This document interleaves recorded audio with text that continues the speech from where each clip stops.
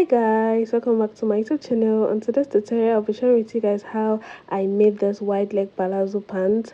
And if today is your first time joining this channel, do not forget to like, subscribe and drop a comment in the comment section. Let's get started. Right here is my fabric. So I made use of about 3 yards of Adire fabric. I've gone ahead to fold. So we're working with the front. I've gone ahead to fold it into two, and I'll start by marking a starting line, which is going to be my waistline. All right, so if you're making this, and please just try and iron yours, because this can be very stressful to work with if it is not properly laid. So I'm showing you guys what I have here. On fold is about 23.5. So if you want yours to be as big as mine, please go ahead and use the same thing. But if you don't want it to be as big as mine, you can use about 20 or 18 inches, all right, depending on your measurement. But this particular one can size up to size 18.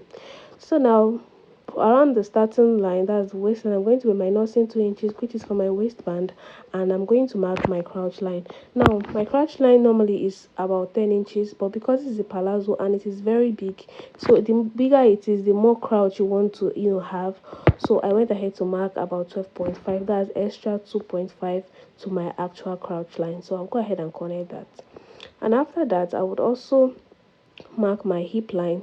Remember to minus the 2 inches from the waist as well, and then I'll mark my hip line, which is 9 inches, and I'll also do the same thing on the other side and connect with a ruler to form a line. Okay, so that's going to be our hip line. So now we have hip line and our crotch line.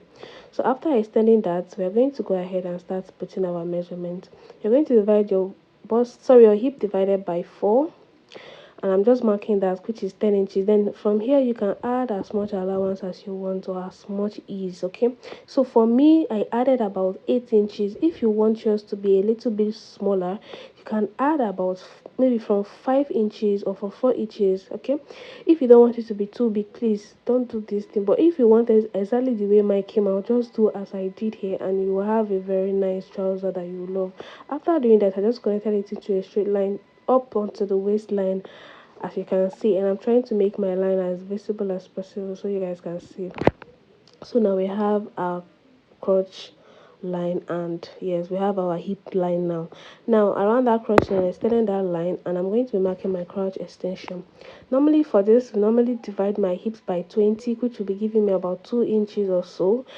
And for free shorts or free trousers, I always use 2.5. But because this is even more bigger than the ones I do, I'm going to be using 3 inches. Okay, so the bigger your trouser, if yours is going to even be bigger than this, you have to make your crouch even be bigger too, so that it can fit well and you will not have your trouser looking funny. So I went ahead to mark 3 inches for my crouch extension, and I connected it into the hip line, as you can see me do.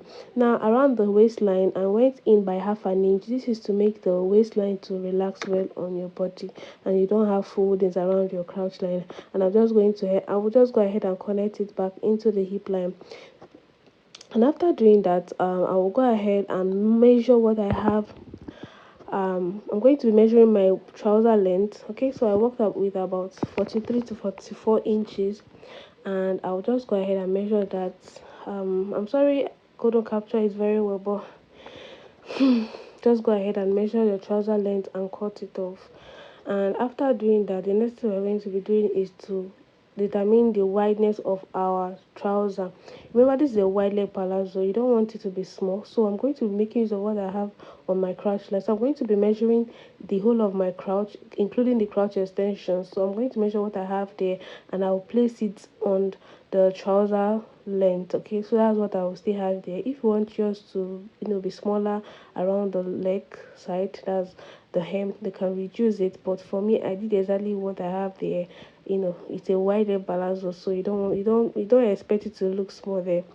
You can even go ahead and make it to even be more bigger, but for me, I just wanted to use exactly what I have there, and I connected it. And after doing that, I'm just going to go ahead and cut every other part out. Like I said, some part of this video we're not showing, but don't worry, it's not going to affect anything. Just pay attention to what I'm doing. And after cutting all the parts, I will go ahead and open up the side of my front. If you want yours to have maybe the waist to be a little bit smaller, you want a little bit of slant around there, please go ahead and reduce the waist a little. But for me, we're using exactly what we have there. Now I've gone ahead to place my front on the back pattern. Normally the back is supposed to be bigger than the front, right? So the back is bigger than the front by about 3 to 4 inches. So on the crouch line, I extended that marking, so we understand that's the place we are marking our crouch for the back. So for the back, I also went out more by 3 inches for the crouch, and around the thigh area, I went out by 2 inches. Now around the hip line, just watch closely what I'm doing. Around the hip line, I went out by 2 inches, and then around the waistline, I'll go out by also 2 inches. Normally, if you are doing something that is not so big like this, you'll be making some 1.5 around that part, but because this is very big, you don't want your trouser to end up entering inside your butt. Okay, you don't want that. So that's, just go ahead and connect your cuff. Please make sure that your crouch for the back is not too deep. It's not even deep. It doesn't have to be deep, because if it is deep, you will see that your trouser will be entering inside your bum bum, and you don't want that. So from the waist, we are making use of the front as guideline, right? So from that waist, I went up by 1.5 for the back waist. Remember, the back is always higher than the front. So I'll just go ahead and connect that 1.5 to the waist where the front stops. Normally, if you are doing maybe a palazzo that is not so big, or a normal trouser, you're going to come down by 1.5, or sorry, 1 inch around the waist, to make it look more finer and more comfortable when wearing. But for this, there is nothing to worry about, because it's not going to be so important. So I'll go ahead and cut out the waistline for the back side like I did now, and then I'm going to shift my pattern, and then around the hemline, I will also, that around the floor length of the trouser, I'll also mark 2 inches like we did around the thigh. I'll also mark that around the knee, so I'll go out by 2 inches around the knee, and also on the length I'll also go out by 2 inches, and I'll just go ahead and connect those lines with my ruler, and then I'll cut that off. So that's basically how to do this, and this is very very very easy. If you've watched my short tutorial, this should not be difficult, or it should, it should look easier because you've seen that tutorial. So I'll just go ahead and cut this out, and also cut out the crouch, as well as every other part that needs to be cut. I'll also go ahead and open the side of the back as well, just like we did. Now we're going to go ahead and cut our pocket for the front. So this is my front piece, the two parts. So I'm going to be coming down by 7 inches for my pocket length, and I will go out by the side, I will go inward rather, by 2 inches. So for your pocket, if you want yours to be smaller, you can go from ½ inch to 2 inches, or even up to 3, depending on how big or small you want your pocket opening to look like, and the design you want it as well. So for me, I just wanted it to look just slanty. I marked 2 inches, and then I marked slanted line with my ruler, and I'll go ahead and curve that out like so. Then I'll get another pieces which is going to be for our pocket. Now this is the piece I have for my pocket. I'll just go ahead and measure about 18 inches or 19. This is two piece, okay? This pieces you're seeing is two for the two pockets, and I'll just cut that. That's the width I want to use for my pocket, and the length is about you can use from 10 inches to probably 15, depending on how deep you want the pocket to be. I didn't measure that, I'm sorry about that, but you can use from 10 inches to 15 inches, depending on how deep, or even 18 inches, how deep you want it. Remember that pocket facing is two fabrics on fold, not two fabrics on fold, it's two fabrics rather, for the two sides of the pocket. Okay, so I'll go ahead and use my front and place around one side of the pocket facing, and then make sure I mark about 2 inches. The 2 inches we removed on the trouser part, just make sure you mark it on that pocket facing, so that you have the same measurement there, and then you're going to trace out the pocket like so. I will just go ahead and indicate that this is the back. Okay, I would indicate that for the other side and for the other side as well. So this is what we have now. So I've gone ahead to sew my pockets. If you want a tutorial on how to do that, I'll drop a link, or it will tag it in this video. It's a very detailed tutorial on how to sew your pocket neatly. As you can see how beautiful and neat it looks like. I also went ahead to join my crouch for the front and the back as well.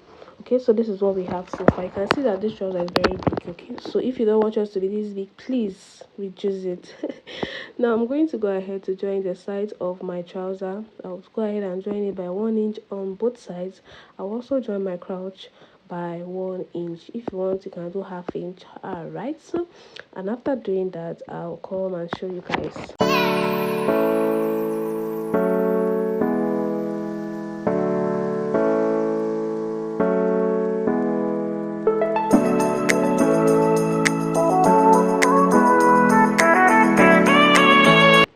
So I've gone ahead to join the crowd like you can see, and I'm just trimming out the excess threads. I also joined the side, and yes, so we'll have to work on our elastic waistband now. I'm just showing you guys what I did, as you can see. So now we need to measure out what we have on the waist, right? So we're going to measure it all around, and I'll just go ahead and do that. Then I'll cut out a fabric that is the same measurement with the waist. Now I've gone ahead to do that. I will just go ahead to also cross check the measurement and also check how many inches allowance we have for sewing, for stitching them together. So I'll just go ahead and measure that completely. And yes, this is about this is more than 60. I had about 60, sorry, 55 plus 17 again, so you can see how much the waist is. Then I also went ahead to trim out the width. I wanted it to be about 3 inches. My elastic band is 2 inches, and I wanted the fabric for the elastic band casing to be 3 inches, so we have like about 1 inch excess. Okay, so this is my elastic band. My waist is about 33 inches, but I minus 5 inches from this. If you want yours to be tighter, you can minus up to 6 to 7 inches, but for me, I minus only 5 inches, and what I have there is about 28 inches. So I'll go ahead to sew the elastic band and the fabric. Now I've gone ahead to join the elastic band, like you can see. Even the fabric, I've also joined them together. Now we're going to start sewing. So you want to put your elastic band in between the fabric and fold it into two. Remember, this is 3 unfold. Okay, so you have to put the elastic band in between the fabric, and then you close it up like this. You see how I'm doing it? You make sure that your band is looking flat like that. It's not folding, it's not too big, right? There is no excess fabric anywhere. In that way, your band will come out looking neat. Now you're going to sew very close to the band. You're not sewing on the band, please. So if you sew on the band, you will not be able to stretch it out. So you make sure you sew very, very close to the band, or to where the band stops, maybe like 0.25. I think that's even plenty, but just sew very close to the band. And as you're sewing, you're dragging your band so that it can drag the fabric, and then just try to do that until all the fabric enters the elastic band. So you're going to take your time to do this. Make sure that your needle is down when you're pulling the elastic band, so it doesn't move. Okay, so that's what I'm indicating. I say make sure that your needle is down, and then you drag your elastic band and shift your fabric until everything enters. Now after doing that, this is what we have. Now you're going to stretch out your band. You stretch this so that all the gathers is going to distribute evenly around the waistband. Okay, so one side is not looking puffy and the other side is looking fine and normal. Just stretch it out, and then we're going to stitch. Now for the first stitch, you're going to be stitching about 0.5 inch. You can do up to 0.75 depending on how wide your elastic band is, but for this 2 inches elastic band, ½ inch is okay. So if you're using more than that, you can do 0.75. So I'm going to be stitching. See what I'm doing there? Make sure that your pin is down, that's your needle is down, and you stretch. Please don't pull. You're only stretching, you're not dragging it to the side or towards you rather. You're stretching it out, and then you sew. You release your hand, you stretch again, stretch little by little, so you don't pull it towards you, because if you do that, you will see that at the end of the day some part is going to be too bulky. That's because you've shifted it, and those gathers are not going to be equal. They're not going to be looking the same. So after doing the first stage, this is what we have. Now we're going to be doing the second stitch. Now this second stitch, if you're maybe adding rope to it, that's where the rope casing is going to be. Now I'm going to be coming down from the first one. I'm going to be coming down by 0.75. You can do 1 inch, it is very fine. You can still do 0.75, so it depends on what you want. So for me, I'll be doing 0.75 the same way we did the first stitch. That's how you're also going to do this one. You put your pin down, stitch, drag. So this is a little bit easier because the other one has already held the fabric, but you still have to stretch, so everything will enter finish. So stretch and be very careful, and try to do it well. And after doing that, this is what we have. You can see our elastic band is looking nice and beautiful. So I'm going to be dividing this elastic band into 4 places, and I'll take a notch, like, so that it will be easy for us to sew on the trouser. Now, if you're, I would advise you use chalk to notch all these things, like to mark, because the elastic band is already big, so the notch might not show. Do you understand? So try to use maybe pins or chalk to mark the parts, the 4 corners, so it's easier for you. And after doing that, we are going to match it up with our trouser. So I'll bring my trouser now. We are going to open that up. So I'll be starting with I'll be starting from the back side. So you're joining from the back side round. Don't start from the front, just in case you have any excess around.